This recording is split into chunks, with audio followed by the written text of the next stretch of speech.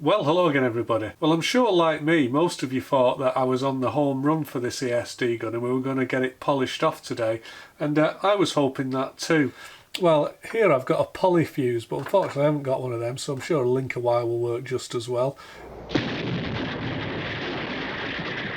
As per usual, I have managed to grab defeat from the jaws of victory once again, because I've managed to actually kill our high voltage switching relay here, which is a great shame because this is one of the most expensive parts of the whole project. So at the end of our ESD gun here, I've got this little enclosure, and inside here sits this high voltage relay. Now this high voltage relay is manufactured by a company called Pickering, and it's a DC operated coil on the relay, and it works from about 12 volts, and I think the switching current was around 150 milliamps. So what I was doing was a final testing and assembly, and what I did was I plugged this little header into my circuit board, which actually delivers the supply to the relay coil. And of course, well, my own stupid mistake, I think what I'd done is I'd actually got the header connector assembled backwards. Now that wouldn't normally have been a problem because it is just a relay coil, but the problem with this relay coil, it's got a flyback diode in parallel with the actual coil of the relay, and what appears to have happened is it's gone short circuit.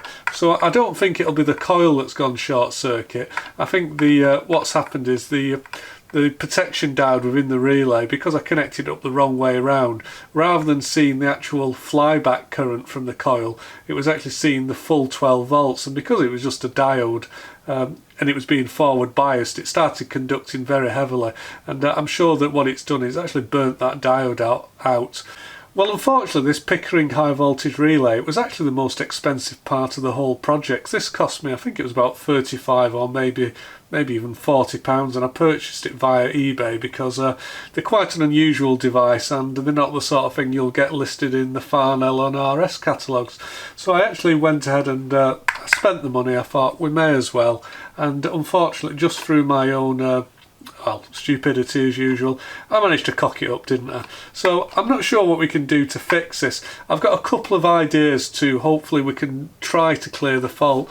My first idea is that what I'm going to try to do is just connect a high current supply to the input and just see if we can burn the diode out, because if we can clear the short circuit, the actual relay coil behind it should work fine. So I'm going to see if I can burn the diode out. Now the second thing that I would like to do is to see if we can remove the diode. The only problem with trying to remove the diode is this whole high voltage relay, it's actually potted, it's encapsulated in epoxy. So again, I don't know if we'll be able to cut into it and snip out that diode, but having spent so much money on this, I'm really quite disappointed in myself. Now at the end of the day, this actual Pickering relay isn't necessarily the ideal thing for this. These relays are actually quite limited in the amount of current that they can actually switch, and in fact the high voltage, I think this one's rated to about 7,000 volts. Well, I was actually planning on using it at maybe around 8,000 volts. Now the other thing is, with these relays, they don't really like being connected to capacitive loads, and of course what I've actually got here is quite a large capacitor which is going to feed it. Now the actual peak current from this ESD gun, it's actually surprisingly large. If you look at a 100 picofarad capacitor and you're actually discharging this through a 300 ohm resistor, the peak current is going to be round about 30 amps. Now the peak current rated of this actual relay is only 3 amps, but that peak current is only lasting for a very short time. But it's more than possible I would have ended up welding the contacts together anyway. The correct device to actually use in an ESD gun, they actually use what they call a vacuum relay, and those vacuum relays are designed to have mercury wetted contacts so they can actually handle the current. So that's what we should have had on here, but the problem is they cost many hundreds of pounds and I've just been trying to do it on the cheap. Well, I've come a guts, let's see if I can actually rescue the situation. I don't know, let's find out. So the first thing that I'm going to try to do is I'm going to actually charge up this capacitor. It's what is it? It's a 10,000 microfarad at 10 volts. So we're going to charge that up, and I'm going to try to discharge it across this diode which is in the relay. And I'm kind of hoping that there might just be enough current to actually burn it out. Now, I don't know if that will be the case or not, but that's the first thing that I'm going to try. So I've just had a look through the junk box, and unfortunately, just looking through my collection of capacitors, I don't really seem to have very many high value capacitors. Really, we want quite a high value. So inside this relay, the coil's actually only rated at about 12 volts. So we can't actually stick too much voltage across it. I know that a few people probably are familiar with the idea of trying to blow tin whiskers off germanium transistors. So what I'm trying to do is a little bit similar to that. But normally when you're blowing them tin whiskers off, you tend to work at a reasonably high voltage. I've never actually done it myself, but I think that most people do it at around, I don't know, maybe around 50 or 60 volts.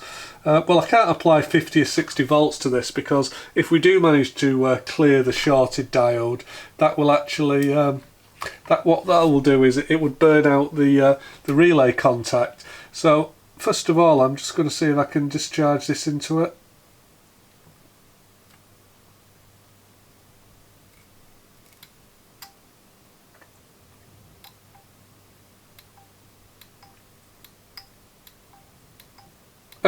Which, we've worked, I've cleared it, I've burnt it out.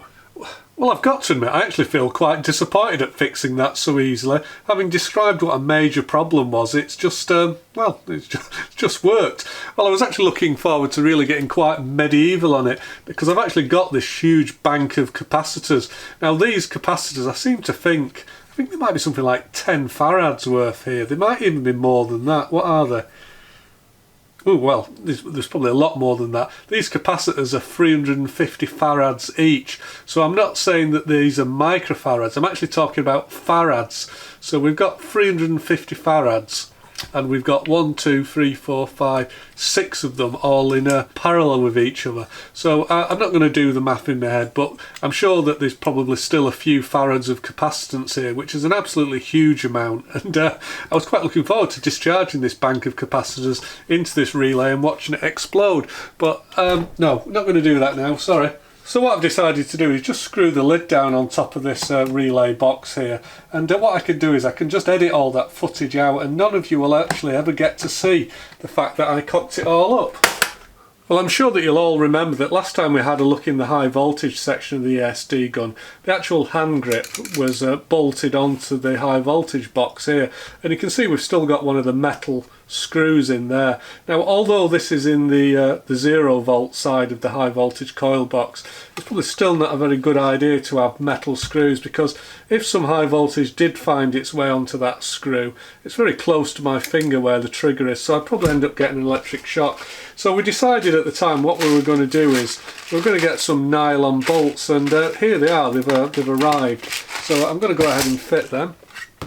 The only problem with using these nylon screws, I have used them in the past, you've got to be a little bit careful how much you tighten them up, because obviously being made out of nylon rather than steel, if you actually just tighten them using, you know, if you treat them like a steel bolt and you tighten them up, you'll just actually snap the nut off, and that will be no good. So you can only really just nip them up just slightly, but I think that'll be good enough. Well, I'm thinking that even though we're using a nylon bolt, the actual end of the bolt is still getting quite close to our high voltage capacitor. So I think what I'll do is I'll just take a pair of side cutters and see if I can cut the end of the nylon off. With the nylon being quite soft, I'm hoping I'll just be able to cut through it.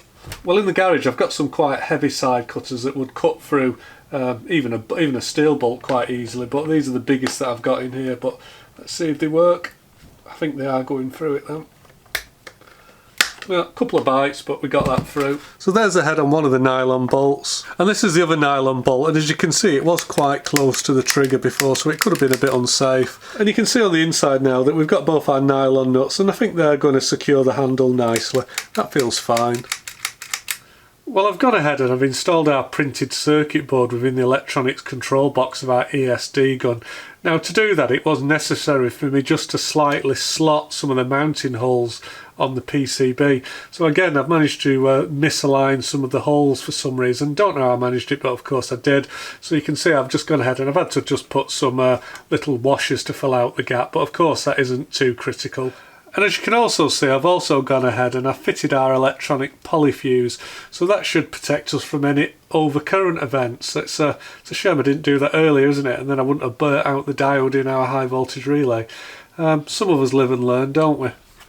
Well, as you've just seen, I went ahead and I actually destroyed the protection diode in our high voltage relay. So in theory it really wouldn't make any difference which way around we actually plug in this header, because the diode isn't going to go short anymore. Now of course we have actually removed the flyback diode from the relay coil, but not to worry, because I've got another flyback diode on the board here. So I am just going to double check that we've got this header the right way around. Right, let's just put it to constant. So what I think actually led to this problem in the first place, when I actually checked through the actual drawings and my schematic, I'd actually managed to put a minus symbol on the ident layer, and I think that I actually had it the wrong way around. Again, not exactly sure how I managed to do that, but if it's possible for me to get it wrong, of course I normally do. So we've plugged that in now, so hopefully that relay should be clicking. You probably can't hear it because of the bleeper, but I can. Can you hear that? Hopefully you can. So you can hear this high voltage relay operated now. And if we press the button here, it should energise the relay constantly, which I'm sure it does. So in theory we've not got very much to do now before we can go ahead and test this. So we've got to connect up the primary side of our high voltage transformer. So that's those two wires here which connect into this header, and then we've also just got to connect up the power supply wiring, which actually comes through the handle here and goes via this clicky switch. So I'm going to go ahead, let's connect them up.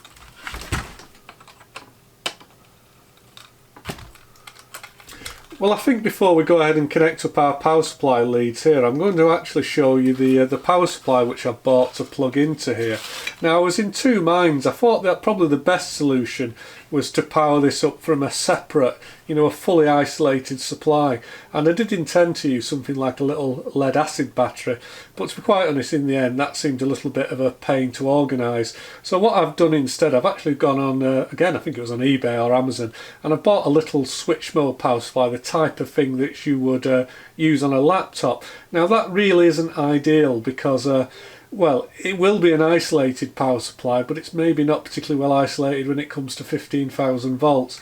So it might not be the perfect choice, but that's what I've bought, so we'll give that a go. So let's just take a look at this power supply that we bought.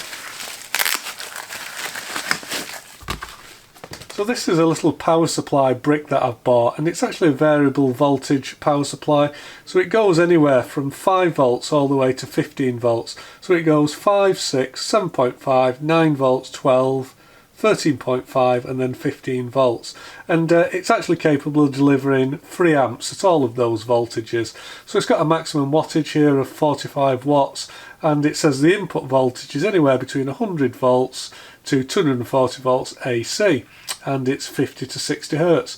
So the model number for anybody who's playing at home, it's a model PA 30450H-ZMX. Well, I think what we'll do is we'll start off by just adjusting this to about 12 volts. Okay, so in theory that's the 12 volt setting. So I guess that the other thing we should probably take into account when we're using this ESD gun is that this power supply unit is going to be exposed to some really quite high electromagnetic pulses, and it's entirely possible that those EMC pulses are actually going to upset the operation of this little switch mode. So I don't know, again, probably maybe just a traditional linear power supply may have been a better choice. Again, not sure. So the power supply comes with all these various adapters, which are probably quite useful actually. I'm sure that they're going to fit a useful range of equipment. Oh, and it even comes with a little key which well, obviously that would have fitted that, yeah, that fits that little voltage selector switch. So if I'd found that earlier, that would have been quite a nice little tool to use. It certainly fits well. Anyway, I've set it back to 12 volts. Now this connector here, unfortunately, it's not going to fit my ESD gun because I put this this big 2-pole connector on there. So we're going to cut this off. But I think what I'd like to do is save a little bit of the lead, because it's quite nice to be able to adapt to all these various types of equipment, isn't it?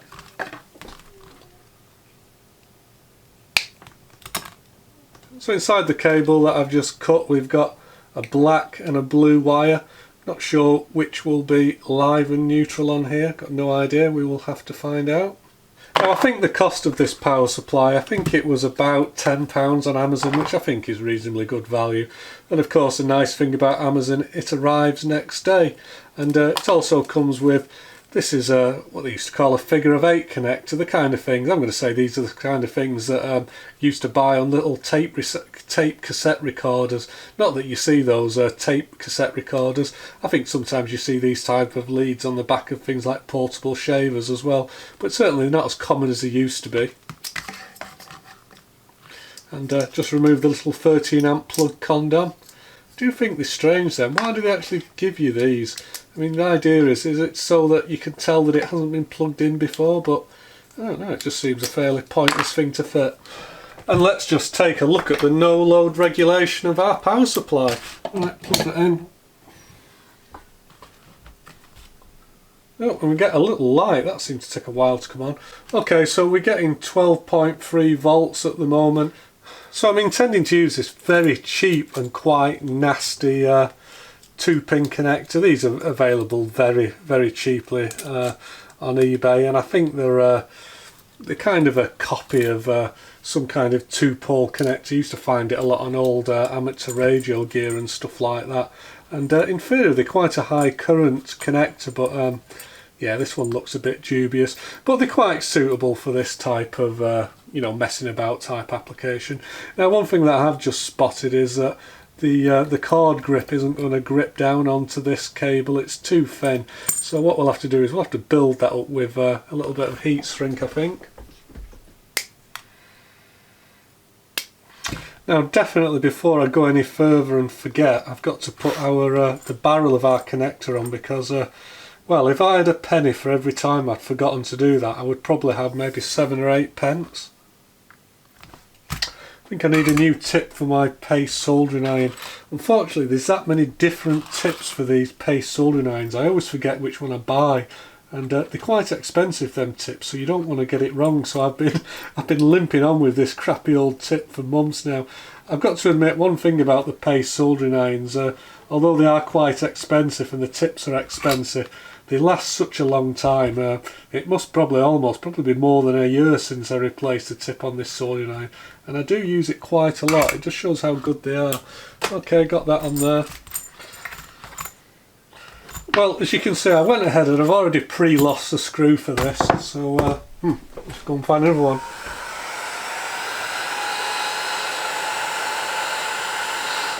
Well, previously when you guys weren't looking, I nipped out into the garage and I machined these heat sinks. Now these heat sinks came off a much bigger piece of material, and basically I just chopped them down, and then because I haven't got a lot of room to actually install the heat sinks, I had to mill a little bit off the top of them. So I've machined the fins down a little bit just to get them to fit. It's actually been quite some time since I've had the pleasure of getting my trousers covered in this white heatsink compound, so yeah, that's what I'm going to do next. My missus is always really pleased whenever I mess around with this stuff, because it does end up, much like the old ferric chloride, it does have a habit of ending up everywhere. Come on, cooperate.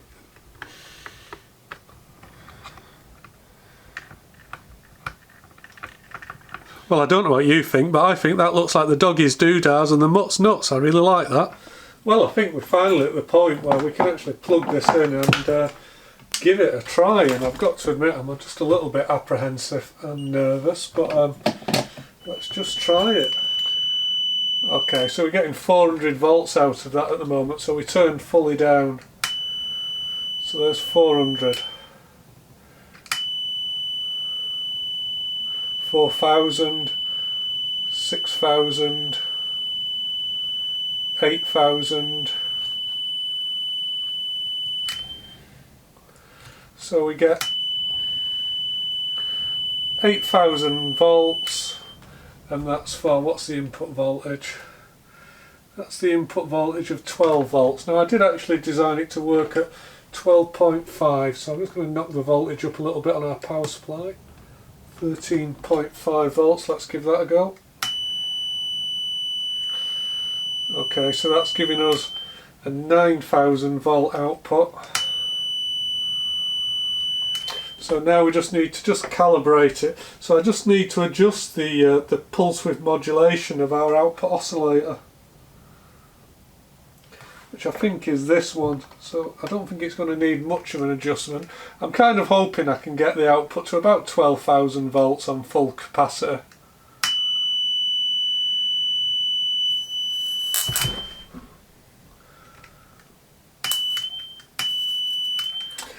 Okay, I've got a bit of a corona discharge going on inside my coil box here, so I think we're just going to have to attend to that.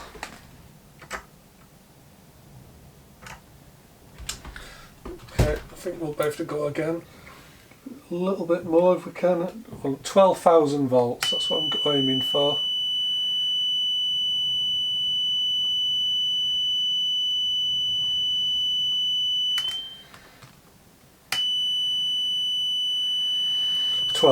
volts. Okay, and a lovely strong smell of ozone in here.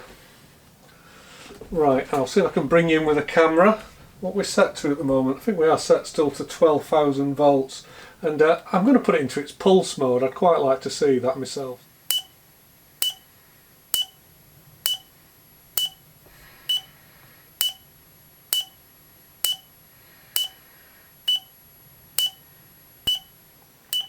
Sometimes you get a bit of a double or triple discharge. Unfortunately, I think that's because we're only using a single high voltage relay in here. If we had two high voltage relays, we could actually just disconnect the high voltage generator in between each spark. But my design is only a simplified design, and it just has one high voltage relay. That seems to work quite nicely. Let's put it into continuous.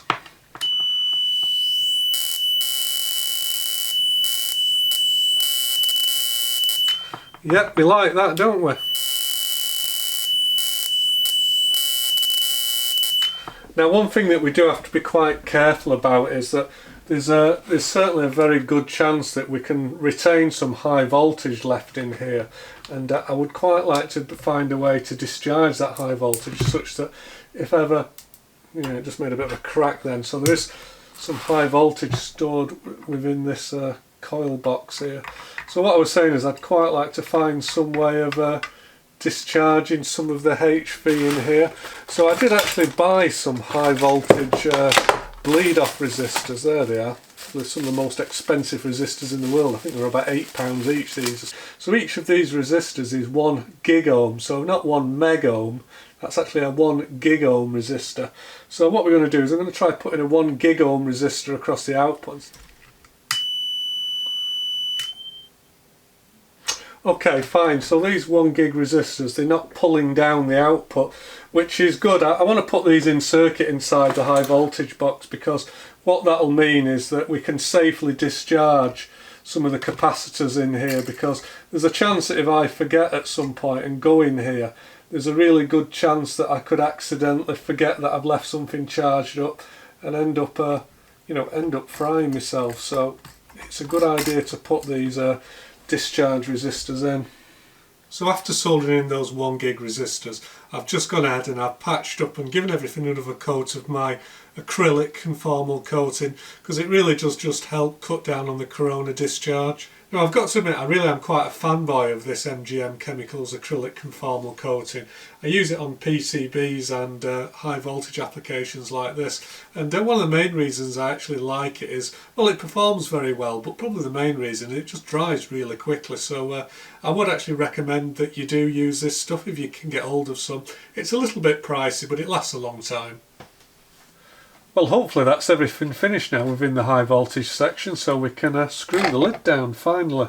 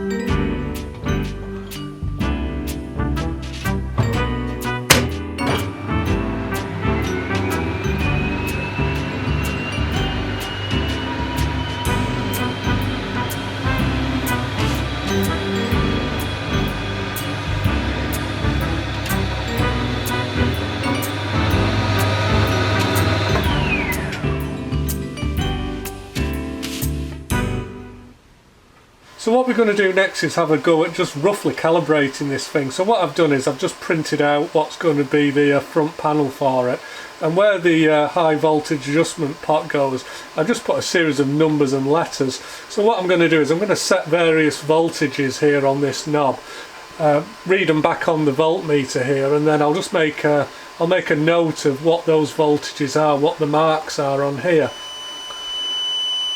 Oh, so it looks like our first start 0 is effectively 500 volts.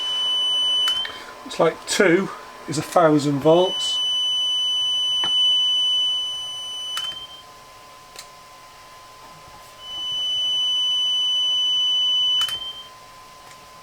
Now previously I did actually set the maximum output voltage to this to around 12,000 volts, and I did that by adjustment of the pulse width modulation. But since I actually set that control up, I've gone over all the components and I've given it another couple of coats of the Corona dope, and I've also got the plastic lid on it. So I think we're probably not getting as much internal Corona discharge inside it, so the voltage has just lifted slightly. And I'm not expecting this to be perfectly calibrated, to be quite honest. If it works within a few thousand volts either way, that's quite good enough for me. And of course we can always just repeat a quick calibration using a high voltage probe. So I think I'm going to call that about done. So we're just going to set that, there you go, 13,000 volts. That's on my number 2. Does it go any higher? Let's just wind the control fully up. I think that's about it. Yep, so we top out at 13,000 volts there.